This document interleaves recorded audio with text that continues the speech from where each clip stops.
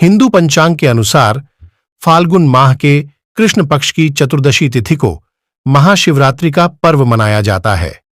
वैसे तो हर महीने मासिक शिवरात्रि का त्योहार मनाया जाता है, लेकिन साल के फाल्गुन माह में पड़ने वाली महाशिवरात्रि का विशेष महत्व होता है।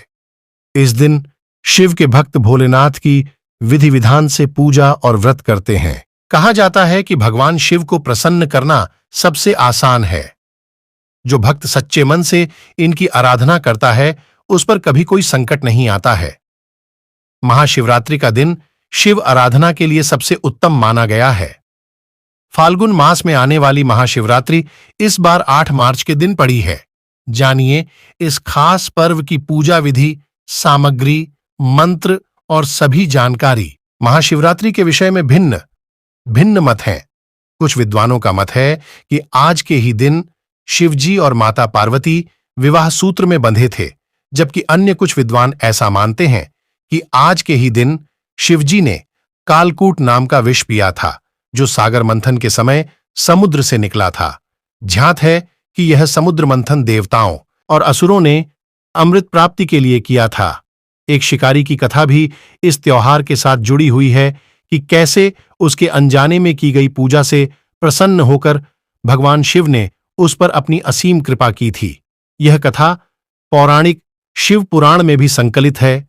प्राचीन काल में किसी जंगल में एक गुरुद्रुह नाम का एक शिकारी रहता था, जो जंगली जानवरों का शिकार करता तथा अपने परिवार का भरण पोषण किया करता था।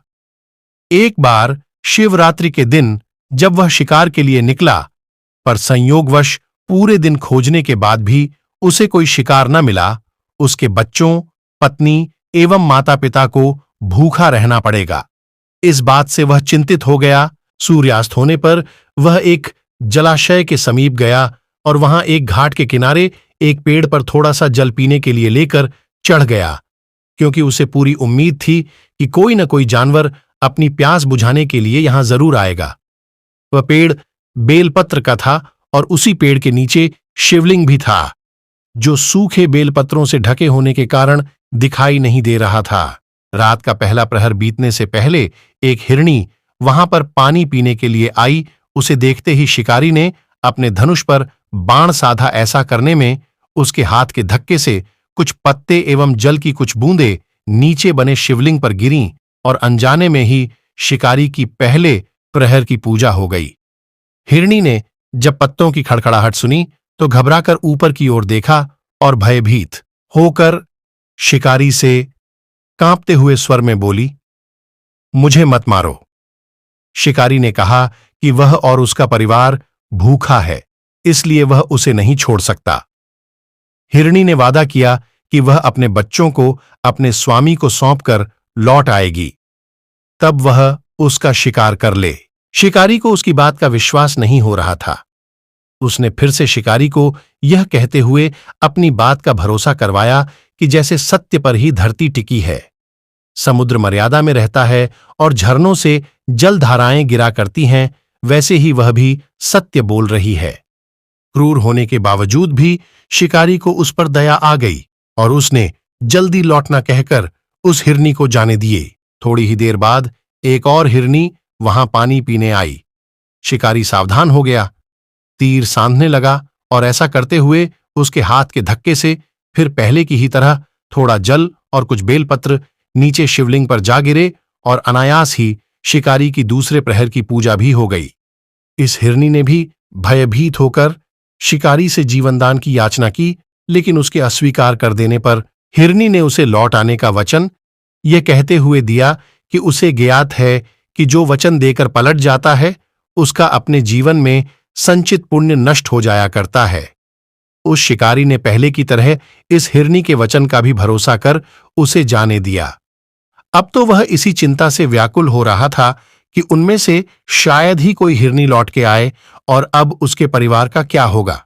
इतने में ही उसने जल की ओर आते हुए एक हिरण को देखा। उसे देखकर शिकारी बड़ा प्रसन्न हुआ। अब फिर धनुष पर बाण चढ़ाने से उसकी तीसरे प्रहर की पूजा भी स्वतः ही संपन्न हो गई, लेकिन पत्तों के गिरने की आवाज से वह हिरण सावधान हो गया। उसने शिकारी को देखा और पूछा, तुम क्या करना चाहते हो? वह बोला, अपने कुटुंब को भोजन देने के लिए तुम्हारा वध करूंगा। वह मृग प्रसन्न होकर कहने लगा, मैं धन्य हूं कि मेरा यह शरीर किसी के काम आएगा। परोपकार से मेरा जीवन सफल हो जाएगा, पर कृपया कर अभी मुझे जाने दो, ताकि मैं अपने बच्चों को उनकी माता के हाथ में सौंपकर और उन सबको धीरज बंधाकर यहां लौट आऊं। शिकारी का हृदय उसके पापपुंज नष्ट हो जाने से अब तक शुद्ध हो गया था, इसलिए वह विनयपूर्वक बोला, जो यहां आए सभी बातें बनाकर चले गए और अभी तक नहीं लौटे। यदि तुम भी झूठ बोलकर चले जाओगे तो मेरे परिजनों का क्या होगा? अब हिरण ने यह कहते हुए उसे अपने सत्य बोलने का भरोसा दिलवाया कि यदि वह लौट कर न आए तो उसे वह पाप लगे जो उसे लगा करता है, जो सामर्थ्य रहते हुए भी दूसरे का उपकार नहीं करता। शिकारी ने उसे भी यह कहकर जाने दिया कि शीघ्र लौट आना।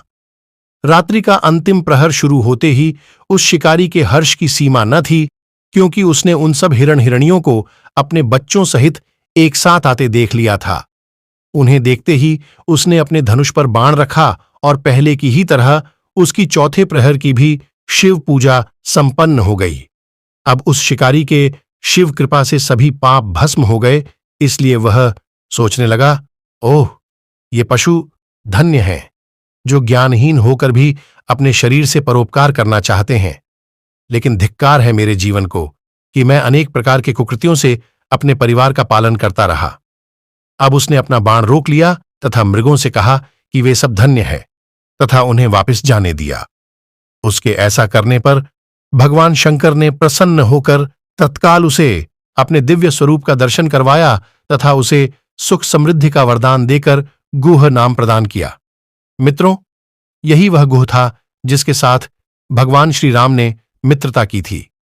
शिवजी जटाओं में गंगा जी को धारण करने वाले, सिर पर चंद्रमा को सजाने वाले, मस्तक पर त्रिपुंड तथा तीसरे नेत्र वाले, कंठ में कालपाश, नागराज तथा रुद्रा क्षमाला से सुशोभित, हाथ में डमरू और त्रिशूल है, जिनके और भक्तगण बड़ी श्रद्धा से जिन्हें शिवशंकर, शंकर, भोलेनाथ, महादेव, भगवान आशुतोष, उमापति, गौरी शंकर, सोमेश्वर, महाकाल, ओंकारेश्वर, वैद्यनाथ, नीलकंठ, त्रिपुरारी, सदाशिव तथा अन्य सहस्त्रों नामों से संबोधित कर उनकी पूजा अर्चना किया करते हैं।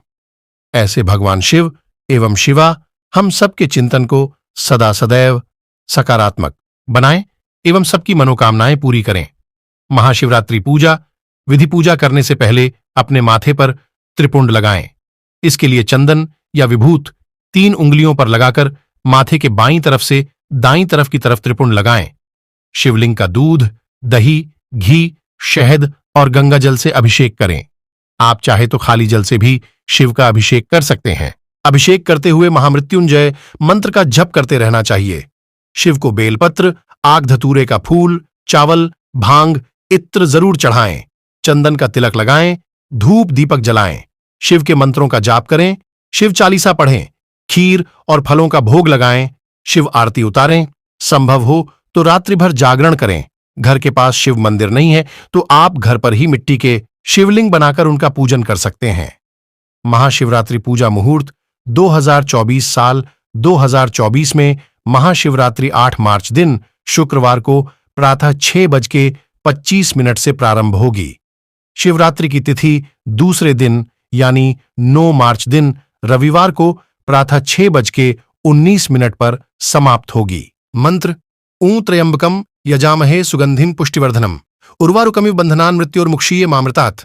महाशिवरात्रि व्रत सामग्री लिस्ट बेलपत्र, भांग, धतूरा, गाय का शुद्ध कच्चा दूध, चंदन, रोली, केसर, भस्म, कपूर, दही, मौली यानी कलावा, अक्षत, साबुत चावल, शहद, मिश्री, धूप, दीप, साबुत हल्दी, नागकेसर, 5 प्रकार के फल, गंगाजल, वस्त्र, जनेऊ, इत्र, कुमकुम, पुष्पमाला, शमी का पत्र, खस, लौंग, सुपारी, पान, रत्न आभूषण, इलायची, फूल, आसन, पार्वती जी के श्रृंगार की सामग्री, पूजा के बर्तन और दक्षिणा, इन सब चीजों का प्रबंध एक दिन पहले ही कर लें। महाशिवरात्रि का महत्व धार्मिक मान्यताओं के मुताबिक महाशिवरात्रि के दिन ही भगवान शिवलिंग के स्वरूप में प्रकट हुए थे। इसके अलावा ऐसी भी मान्यता है कि इसी तिथि पर भगवान शिव और माता पार्वती का विवाह हुआ था। ऐसी मान्यता है कि इस दिन भगवान सदाशिव ने परम ब्रह्म स्वरूप से साकार रूप धारण किया था। महाशिवरात्रि पर अविवाहित कन्याएं पूरे दिन उपवास रखते हुए शिव आराधना में लीन रहती है और भगवान शिव से योग्य वर की प्राप्ति के लिए कामना करती है। इसके साथ ही वैवाहिक जीवन जी रहे लोगों की जिंदगी में भी खुशियां बनी रहती हैं। महाशिवरात्रि के दिन शिवलिंग पर जलाभिषेक और रुद्राभिषेक करने से सभी तरह के सुख और मनोकामनाओं की पूर्ति होती है। ओम नमः शिवाय का जाप। महाशिवरात्रि के दिन शिव पुराण का पाठ और महामृत्युंजय मंत्र या शिव के पंचाक्षर मंत्र ओम नमः शिवाय का जाप करना चाहिए। इसके साथ ही इस दिन रात्रि जागरण का भी विधान है। महाशिवरात्रि की कथा आप सबको अच्छी लगी हो तो अजय कुमार सिन्हा के चैनल को लाइक सब्सक्राइब समर्पित जरूर करें और कमेंट बॉक्स में हर हर महादेव जरूर लिखें। महादेव आपके घर में धन धान की कमी कभी नहीं होने देंगे।